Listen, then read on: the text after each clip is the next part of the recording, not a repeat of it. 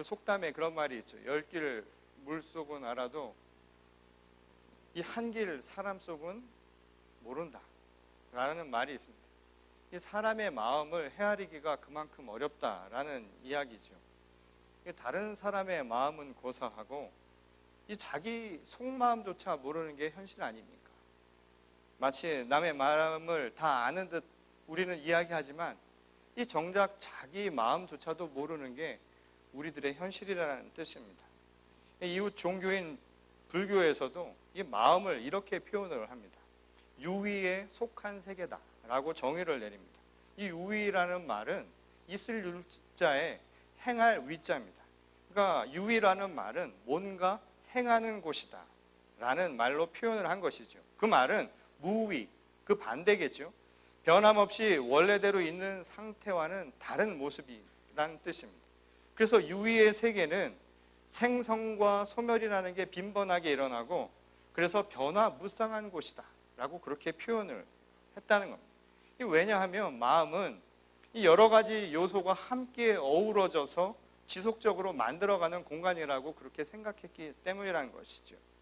이 사람의 마음을 그래서 단번에 헤아리기 어려운 까닭도 거기에 있다는 겁니다. 말하자면 마음은 기성 제품처럼 찍어내서 딱 정해져 있는 또는 만들어진 그 완성 제품이라기보다는 어떤 의미에서 만들어져 가는 과정이다 라고 이야기할 수 있다는 겁니다. 흔히 우리도 이런 말을 하죠. 마음밭이라는 이야기를 하는데 그만큼 마음은 잘 가꾸어야 한다라는 생각을 갖게 만드는 것도 이것과 연관이 있다는 겁니다.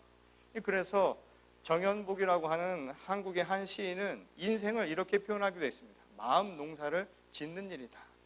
곧 우리가 세상을 산다라고 하는 것은 마음이라고 하는 곳에 농사를 짓는 것과 비슷하다는 거예요. 그러니까 산다라는 것은 마음을 가꾸어 가는 과정이고 그래서 자기 나름대로의 열매를 맺어가는 것이 우리가 살아가는 모습이라는 겁니다. 그러니 마음이라고 하는 공간을 어떻게 채워가느냐라고 하는 것이 굉장히 중요하겠죠. 어떻게 채워가느냐에 따라서 우리 삶의 모습도 그와 함께 달라질 수밖에 없다라는 겁니다. 말하자면 마치 우리는 기성 제품처럼 모든 것이 다 들어있고 모든 것이 완성된 상태로 주어진 것이 아니라 사실 우리의 인생, 우리의 마음조차도 사실은 만들어가는 과정이고 어떻게 채워가느냐, 어떻게 만들어가느냐에 따라서 우리의 인생도 달라질 뿐만 아니라 우리의 마음의 형태도 달라질 수 있다는 겁니다. 오늘 본문 말씀을 통해서 예수께서 제자들에게 전하려고 하신 그 말씀의 의미도 결국은 우리가 어떻게 마음을 갖고 갈 것인가, 우리 인생을 어떻게 만들어 갈 것인가에 대한 이야기라고 해도 틀림이 없지요. 예수께서 이 제자들에게 오늘 전하신 말씀은 삶의 궁극적인 우선순위가 무엇이 되어야 하는가를 우리에게 전하는 것이었습니다.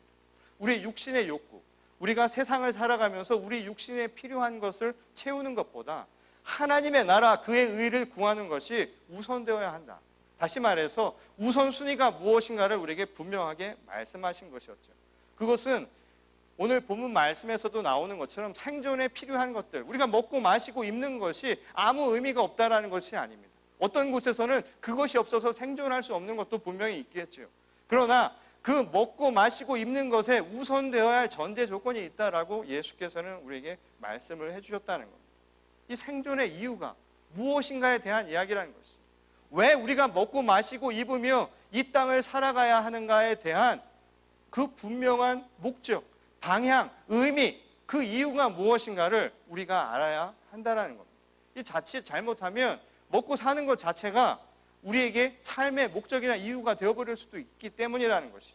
그러면 세상을 살아간다는 모습이 결국 뭐가 되냐면 마지못해 사는 거예요. 생각을 해보세요. 그냥 먹고 마시는 게 삶의 목적이 되면, 생존이 목적이 되면 사는 건 이유가 없어요. 그냥 살기 위해 사는 게 돼버리는 겁니다. 그러면 우리가 살아가는 것에 순간순간 아무것도 값어치나 가치나 의미를 찾기가 어렵게 된다는 겁니다. 이 마음의 농사를 짓는 게 아니라 그래서 우리 육신에, 우리의 몸집만 불리는 그런 삶을 살아가게 된다는 겁니다. 그런 의미에서 예수님의 관심은 우리가 지어야 할 마음의 농사가 무엇이냐, 바로 이 이야기를 하고 계시다는 것이죠. 그래서 우리가 가져야 할 염려의 대상이 바뀌어야 된다는 거예요.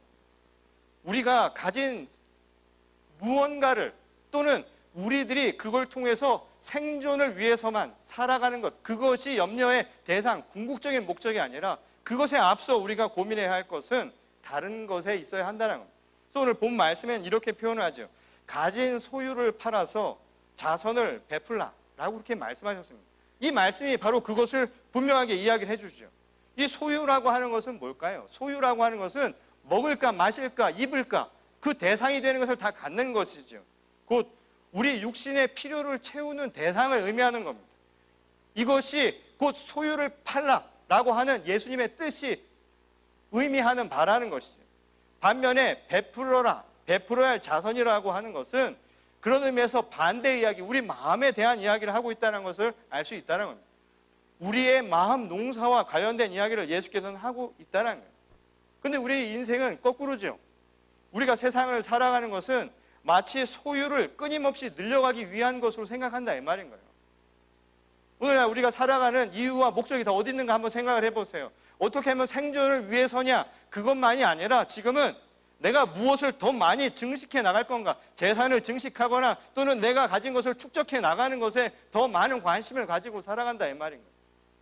공부를 하는 것도 마찬가지고, 심지어는 공부도 내가 공부를 통해서 세상을 어떻게 이해하고 어떻게 알 것인가에 중심을 두지 않는 시대를 살아가고 있죠. 오히려 사람들이 관심 있는 것은 그걸 통해서 내가 얼마만한 남들보다 높은 지위를 얻을 수 있을 것인가, 또는 학력이 나를 보여주는 것처럼 무언가 채우고 나를 소유하는 것이 내 삶의 목적인 것처럼 생각한다는 것. 자식에게도 그렇게 가르치고, 또한 우리의 삶의 온통 모든 것이 어떻게 하면 내가 그것을 채워나가는가에 모든 관심을 두고 있는 것처럼 살아간다는 겁니다.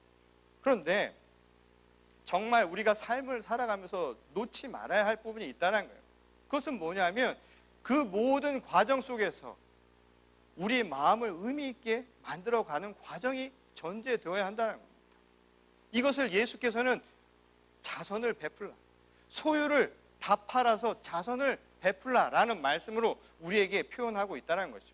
그런데 흥미로운 사실은 예수께서 이 마음을 만들어가는 이 과정에 대해서 설명하는 방식들이었습니다. 이 자선을 베푸는 일이라고 하는 것은 단순한 거잖아요. 마음만 먹으면 되는 건 아닙니다. 자선을 베푼다라고 하는 이 일은 마음만 먹으면 된다는 거예요.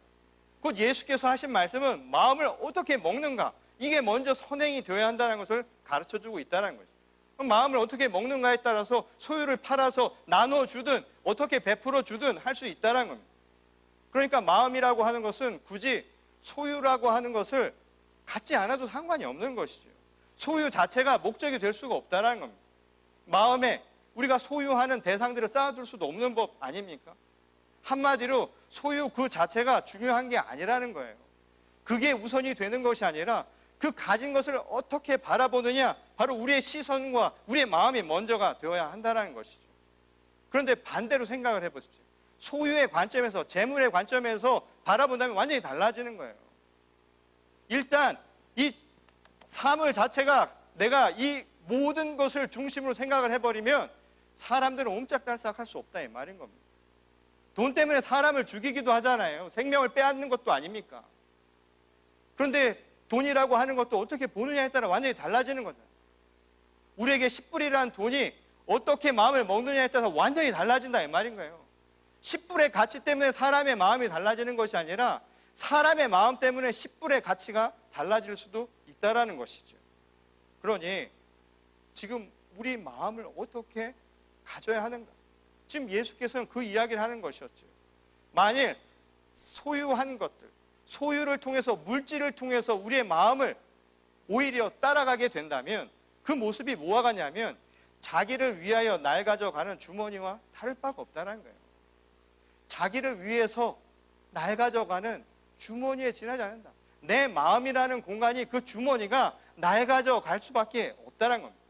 날마다 낡아져 간다는 말은 뭘까요? 값어치가 없어진다는 거예요. 자기를 위하여서 소유를 중심으로 모든 것을 생각을 해버리면 내 마음이 시간이 지나면서 그 값어치가 떨어지기 마련이라는 겁니다. 예컨대 한번 이런 걸 생각을 해보십시오. 자기가 원하는 물건을 하나 구입했다고 생각을 한번 해보세요. 처음에는 원하는 것을 얻었으니 얼마나 좋아요. 그 요즘에 남자들은 전자기기 하나만 뚝 던져주면 그냥 그거 가지고 어쩔 줄을 몰라 하죠. 그냥 제 장난감 하나만 주면 그냥 시간 가는 줄 모르고 집에서 얘기합니다. 오늘 가서 그 사과 그려진 회사에 가가지고 뭐 하나를 사가지고 와서 그걸 집에 가져가면 아마 그걸 보면서 어쩔 줄 모르죠. 좋죠.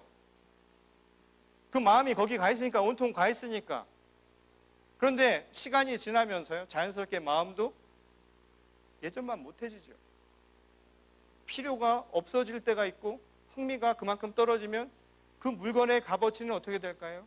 자연스럽게 떨어지게 마련이라는 거예요. 그게 한계효용이라는 게 발생을 하는 것이죠. 사람 관계도 그래요.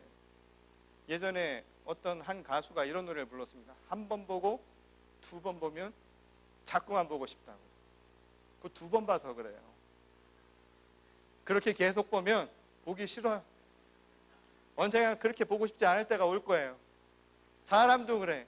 한계효용이라고 하는 것은 반드시 발생하기 마련이라는 거예요. 그러니까 그 소유라고 하는 것 자체를 통해서 세상을 바라보면 이런 일들이 발생하기 마련이라는 겁니다. 이 어리석은 부자의 비유를 통해서 우리에게 하신 말씀이에요. 우리가 지난주에 함께 나눴던 말씀도 같은 맥락으로 이해할 수 있는 것이죠. 영원한 생명이 아니라 유한한 물질에 대한 소유욕을 가지고 그것을 통해서 마음을 두고 사는 것이 얼마나 어리석은가라고 하는 것을 우리에게 다시금 가르쳐주는 말씀이라는 거예요. 이는 예수께서 하늘에다가 없어지지 않는 재물을 쌓아두라고 가르쳐 주신 이유이기도 하지요. 오늘 본문 말씀에서는 예수께서 제자들에게 말씀하시죠. 하늘에다가 없어지지 않는 재물을 쌓아두라라는 거예요. 그 말은 뭘까요? 그 재물은 우리가 생각하는 유무형의 재물이 아니죠. 우리가 말하는 소유할 수 있는 게 아니라는 거예요. 하늘의 나라에 그걸 채울 수가 없잖아요. 돈을 하늘의 나라에 가져갈 수 있습니까? 무형적인 우리가 소유하길 원하는 명예나 또는 권력이라고 하는 것을 하늘나라에 가져갈 수도 없다라는 겁니다. 이 스페인 속담에 이런 말이 있죠. 수위에는 주머니가 없다고. 그 말은 뭐냐면 죽을 때는 가져갈 수 없다는 거예요. 그 주머니는 우리를 위해서 살아가는 주머니, 그래서 낡아져 가는 거예요. 없어져 버린다 이 말인 거예요. 하늘의 나라 갈 때 이것은 아무 소용이 없는 것이다 라고 이야기할 수 있다는 것이죠. 그러니 죽고 나면 재물이라고 하는 것은 아무리 쌓아봐야 소용없다는 것을 우리에게 가르쳐주는 말씀이었다는 거예요. 이 지난주 우리가 함께 나눈 그 말씀처럼 그래서 우리에게 중요한 도전적인 질문이 바로 여기에 던져져 있죠. 그리스도인으로 살아가는 우리에게 던지는 말씀입니다. 가장 합리적인 판단이 뭐냐고요. 우리가 할 수 있는 그리스도인으로 가장 합리적인 선택이 뭐냐고. 예수님은 우리에게 합리적인 이야기를 했죠. 현명한 판단을 하라고. 그렇지 않으면 어리석은 일이라고. 그러면 그리스도인으로 산다는 그 입장에서, 마음을 쌓아가는 그 입장에서 과연 합리적인 현명한 판단이라고 하는 것은 과연 무엇일까요? 아주 단순한 거 아닙니까? 정말 쌓는 게 목적이라면 없어지지 않는 재물을 쌓아야 될 거 아닙니까? 그리고 그것도 소유할 수 있는, 영원히 소유할 그곳에 쌓으면 그것이 정답 아니겠냐 이 말인 것이죠. 그래서 예수께서 우리에게 하신 말씀이 하늘에다가 없어지지 않는 재물을 쌓으라고 말씀하신 까닭이 바로 여기 있다는 거예요. 다시 말해서 낡아지지 않는 주머니를 만들라는 거예요. 우리 마음을 변함없는 그 형태로 만들어 가라는 거예요. 근데 말이죠, 우리가 처음에도 이야기한 것처럼 우리의 마음은 순식간에 바뀌어요. 저도 그렇습니다. 요즘은 아침 마음이랑 저녁 마음이 항상 같다고 자신을 못하겠어요. 아침에 생각했던 것들이 점심을 지나면서 바뀌었다가 또 저녁 먹을 때쯤에 또 한 번 바뀌었다가 잠자리 들 때 다시 한 번 바뀌는 것을 경험하게 됩니다. 여자의 마음은 갈대라고 했나요? 사실은 다 갈대 같죠. 우리는 끊임없이 변화되는 이 마음을 가지고 살아가는 존재라는 거예요. 그렇다면 변함없이 정말 하나님이 말씀하신 없어지지 않는 재물을 보관할 수 있는 마음으로 살아간다는 게 뭘까 이 말인 거예요. 정말 변함없는 영원한 하나님의 나라를 살 수 있듯이 사는 방법이 뭐냐고. 우리 마음이 말 그대로 하나님의 나라를 살아야 한다는 거예요. 오늘 재물을 쌓아라 하는 그곳 하늘의 나라는 우리가 죽어서만 경험하는 곳이 아니죠. 예수께서는 이 말씀을 통해 제자들에게 바로 오늘도 우리가 그 나라를 살 수 있다는 거예요. 우리 마음이 하나님의 나라가 되면 된다는 거죠. 하나님의 나라란 결국 무엇이었나요? 하나님이 계신 곳이에요. 그 나라가 왜 영원한가요? 영원하신 하나님이 계시기 때문이라는 거예요. 하나님의 나라는 하나님이 움직이는 거예요. 하나님이 통치하시는 거죠. 모든 주권이 하나님께 있다는 겁니다. 그러니 우리 마음이 하늘의 나라를 살듯이 사는 것은 아주 간단한 것이죠. 내 마음의 주인이 하나님이 되시는 거예요. 우리가 성령이 충만하다란 말도 같은 말 아닙니까? 하나님이 내 안에 계셔서 하나님이 하라는 대로, 성령이 임하는 대로 움직일 수 있는 것, 목적과 모든 방향이 하나님이 주시는 말씀대로 이끌려 가는 것 아니겠냐 이 말인 거예요. 그러니 이 말씀의 핵심은 뭘까요? 우리 마음이 변하지 않는 곳이 될 수 있는 유일한 길은 한 가지 방법밖에 없다는 겁니다. 하나님의 나라가 내 마음에 임하는 것. 그것은 다른 것이 아니라 하나님이 내 마음의 통치자가 되는 것. 그걸 위해서 내가 할 수 있는 것은 다른 것이 아니죠. 마음만 먹으면 되는 겁니다.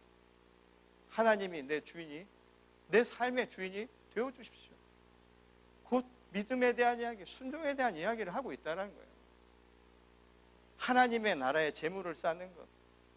그래서 영원히 변함없는 그 장소를 오늘 우리가 살아가면서 우리 마음속에서 변함없이 살아가는 길은 이거 하나밖에 없다는 겁니다. 이 길만이 유의한 인간의 마음을 변함없이 지키는 방법이라는 거예요. 영원한 하나님이 우리와 함께하는 겁니다. 하나님이 내 삶의 주인이 되는 것이죠. 그래서 오늘 예수께서 말씀을 하시죠. 도둑과 좀의 피해가 생기지 않는다. 그 이유는 다른 게 아니죠. 어떤 유혹과 시험도 능히 이길 만한 힘이 하나님께로부터 나오기 때문이라는 거예요. 그러니 내 마음을 하나님께 맡기는 거예요. 하나님이 내 삶의 주인이 되도록 내 마음을 주님께 온전히 드릴 수 있는 것. 이게 바로 우리가 행해야 할, 마음의 농사를 지어야 할 가장 전제 조건이 되어야 한다는 사실입니다. 지금 이야기한 것처럼 영원히 소유할 수 있는 곳이 어디인가? 우리 마음 가운데 하나님의 나라가 임하는 것, 하나님 나라, 하늘이 우리 가운데 있다는 것을 알았다면 이제 남는 것은 한 가지죠. 그러면 없어지지 않는 재물을 쌓으면 될 것 아니겠습니까? 그 없어지지 않는 재물이란 뭘 의미하는 걸까요? 없어진다라는 말은 소모가 된다라는 뜻이죠. 예를 들어서 돈을 한번 생각해 보세요. 돈은 쓰면 없어져요. 그렇잖아요. 그런 생각은 하죠. 썼는데 또 생겼으면 좋겠다는 생각은 하지만 쓰면 없어져요. 음식은 어때요? 먹으면 어떻게 돼요? 먹고 나서 어디 갔어 하면 안 되죠. 먹은 건 자기 거예요. 이미 소모가 되어버린 거예요. 세상의 모든 것들은 쓰면 사라져 버린다는 겁니다. 그렇다면 예수께서 말씀하신 없어지지 않는, 소모되어지지 않는 재물이란 무엇을 두고 한 말을 썼을까요? 우리가 너무나 잘 아는 성경의 기적 가운데 오병이어의 기적이 있습니다. 이 사람들이 오병이어의 기적을 말하면서 기적이라고 열광을 하죠. 그렇잖아요. 많은 기업의 이름들도 오병이어가 얼마나 많아요. 믿지 않는 사람들도 상호는 다 오병이어로 짓는 경우가 얼마나 많습니까? 왜 그럴까요? 오병이어. 대박 나고 싶은 거죠. 이 사람들의 심리라는 게 희한해서 갖지 않은 걸 더 갖고 싶은 게 사람들의 심리예요.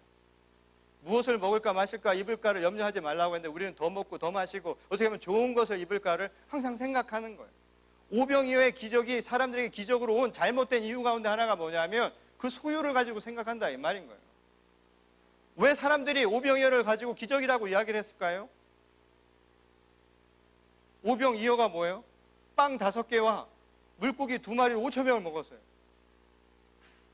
그거 저 혼자면 다 먹을 수 있는 양인데, 저 같은 대식가들은 그냥 혼자면 다 먹을 수 있는 거예요. 그럼 내가 먹으면 다 없어져서 소모되어야 하는데 저 말고 4,999명이 더 먹었으니까 이게 놀라운 거예요. 그래서 사람들이 기적이라고 이야기를 한다는 거예요. 근데 그것은 기적의 핵심이 아니라는 겁니다. 그것은 예수님이 말씀하신 것에 대한 오히려 잘못된 해석이라는 거예요. 예수님이 언제 그런 이야기를 했냐고요. 소모될 수 있는 것을 구하라고 말씀하신 적이 없어요. 이 말씀에서도 분명하게 얘기하죠. 우리가 쌓아야 할 것은 소모되지 않는 거예요. 사라지지 않는 재물이에요. 그러니 그 기적의 핵심도 우리가 먹었던 오병이어 자체가 아니라는 거죠. 더 중요한 게 있다는 거예요. 그게 무엇이었을까요? 오병이어의 기적을 통해서 사람들이 잊고 지냈던 것이죠. 그 시작입니다. 왜 예수께서 오병이어의 기적을 행하셨는가? 그 기적에 대해서 정작 사람들은 묻지 않는다 이 말인 거예요. 성경은 이야기합니다. 무수한 사람들이 주 예수 그리스도의 말씀을 듣기 위해 그곳에 허다한 무리들이 모였죠. 그들이 배고픈 사실을 바라보면서 주님께서 불쌍히 여기셨다고요. 긍휼한 마음이 드셨다고요. 이 오병이어의 시작은 바로 예수 그리스도의 사랑이었다는 거예요. 우리를 향한 사랑이었다는 거예요. 기적의 핵심은 많이 먹은 게 아니라 우리를 향해 사랑을 베풀어 주신 예수 그리스도의 역사였다 이 말인 겁니다. 그리고 그 시작은 우리를 이처럼 사랑하셔서 독생자 예수 그리스도를 이 땅에 보내주신 하나님의 사랑으로부터 시작을 했다는 거예요. 하나님이 우리에게 보여주신 하늘나라 제품이요, Made in Heaven, 진짜 하나님 나라의 제품으로 우리에게 보여주신 프로덕트는 바로 사랑이었다는 거예요. 빵이나 물고기가 아니라 바로 사랑 그 자체였다는 거예요. 그 사랑은 소모가 되지 않는 거예요. 오히려 푸면 퍼낼수록 사랑은 더 자라나는 법 아닙니까? 지난주 여선교회 설교하면서도 제가 말씀을 드렸지만 제가 항상 하는 얘기 있죠. 오병이어는 저는 기적 축에도 안 된다고 생각을 해요. 그런 기적은 이 대한민국에 가면 그냥 곳곳에서 볼 수 있는 게 기적이에요. 대한민국은 저는 기적의 왕국이라고 생각합니다. 이 집에 들어가면 전부 다 그런 이야기 있잖아요. 엄마가 자식들 밥 먹으면서 보면서 하는 얘기, 너 밥 먹는 것만 봐도 나는 배부르다고, 먹지 않았는데 배부르다고 할 수 있는 얼마나 놀라운 기적입니까? 오병이어는 그래도 먹기라도 했잖아요. 먹지 않고도 배부를 수 있는 거야말로 진짜 기적 아닙니까? 그때 먹은 게 무엇이었을까요? 그게 바로 사랑 아니냐 이 말인 것이죠.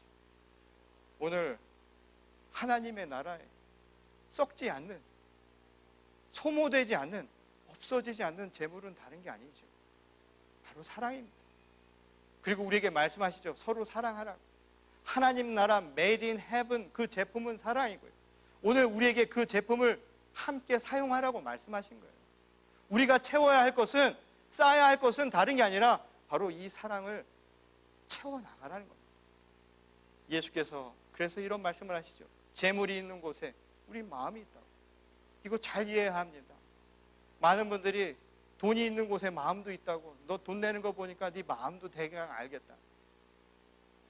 제가 오늘도 솔직히 아침에 나오면서 그런 생각이 들었어요. 거울을 이렇게 보고 있는데 저희 아이가 어머니 주일이라고 저희 집사람한테 근사한 선물을 했는데 그걸 보면서 저는 그 생각을 했습니다. 나는 아버지 주일에 뭘 받았나? 생각을 해보니까 받은 게 없더라고요. 그래서 이 구절이 갑자기 떠올랐습니다. 재물이 있는 곳에 마음이 있다. 애들의 마음이 거기 있었을까요? 이 재물은 우리가 생각하는 눈에 보이는 게 아니에요. 교회에서도 이걸 잘못 오용해서 물질적인 헌신을 강요하는 이야기가 있는 거예요. 예수께서 하신 말씀은요, 썩어지지 않는 재물이에요. 그 재물은 여러분 주머니에 있는 돈이 아니다 이 말인 거예요. 돈은 있다가도 없는 거예요. 돈은 어떻게 보느냐에 따라서 우리 마음에 따라서 달라지는 게 돈이죠. 돈에 의해서 사람의 마음이 바뀌어서는 안 된다는 게 예수님의 말씀입니다. 오히려 예수님이 말씀하신 재물은 우리 주머니에 있는 것이 아니라 우리 마음에 있는 거예요. 그래서 그 재물이 있는 곳에 마음이 있는 겁니다. 사랑이 있는 곳에 우리의 마음도 있는 것이죠. 그 사랑이 바로 하나님의 나라가 있다라는 증거 아니냐 이 말인 것이죠. 오늘날 교회가 어렵고 힘들고 세상이 어렵고 힘들고 많은 곳이 점차 어려움을 당하고 있다라고 이야기하지만 정작 우리가 잃어가고 있는 게 뭘까요? 재물이 잃어가는 것일까요? 헌금이 줄어든다고 교회가 잘못된다고 생각이 드십니까? 가정이 물질적으로 어렵다라고 그것이 우리 삶의 정말 어려움이라고 생각을 하시냐 말이에요. 더 중요한 게 뭔가 한번 생각을 해보십시오. 오늘 썩지 않는 재물, 우리가 잃어가고 있었던 건 정말 이것 아니었을까요? 오늘 우리가 이곳에 모인 이유는 바로 마음 농사를 제대로 짓기 위해 온 겁니다. 여러분들에게 오늘 이 질문을 마지막으로 마무리하고자 합니다. 여러분 농사 잘 짓고 계신가요? 하늘에다가 없어지지 않는 재물을 쌓고 있는 것이 맞습니까? 혹시 세상의 재물에 더 관심을 두고 살았던 모습은 아니었나요? 오늘 우리에게 믿음이 적다고 말씀하신 예수님의 말씀을 다시 한번 생각해 보시기 바랍니다. 비록 힘들고 쉽지 않은 여정이 되겠지만 하나님 나라를 이루기 위해서 오늘도 자신의 마음 농사를 지으면서 쉼없이 수고하는 복된 그리스도의 자녀들이 되시기를 바랍니다. 그래서 오늘 이곳에 결코 사라지지 않는 재물을 쌓는 사랑으로 가득 찬 주님의 공동체, 우리의 마음이 이곳에 하나 된 신앙 공동체, 그래서 하나님의 나라가 어디냐고 묻지 않는 바로 이곳에서 우리가 서로 증거하고 체험할 수 있는 주님의 복된 공동체가 될 수 있기를 주님의 이름으로 간절히 축원합니다. 우리 다 같이 기도하시겠습니다. 하나님 감사합니다. 오늘도 주님의 말씀을 통하여서 우리가 쌓아야 할 재물이 무엇인가를 다시 한번 생각해 보게 되었습니다. 마음의 농사를 제대로 짓는 주님의 귀한 농부들이 되게 하여 주시옵소서. 뿌린 대로 거둔다 말씀하셨사오니 사랑을 뿌리고 사랑을 거둘 수 있도록, 그리하여서 하나님 나라에 더욱더 가까워질 수 있도록 은혜를 베풀어 주시옵소서. 여전히 우리 가운데 삶의 필요를 채우지 못하여 고생하고 있는 주님의 자녀들도 있습니다. 먼저 그 나라와 그의 의를 구하게 하시고 또한 그들의 필요도 하나님께서 아시오니 하나님 그들의 삶에 적합하게 채워 주시옵소서. 오늘 이 시간 하나님의 나라를 구하는 주님의 거룩한 성도들과 또한 주님의 신실한 교회가 될 수 있도록 하나님께서 언제나 함께 하시고 언제나 은혜 베풀어 주실 줄 믿사오며 거룩하신 우리 주 예수 그리스도의 이름으로 간절히 기도드렸습니다. 아멘.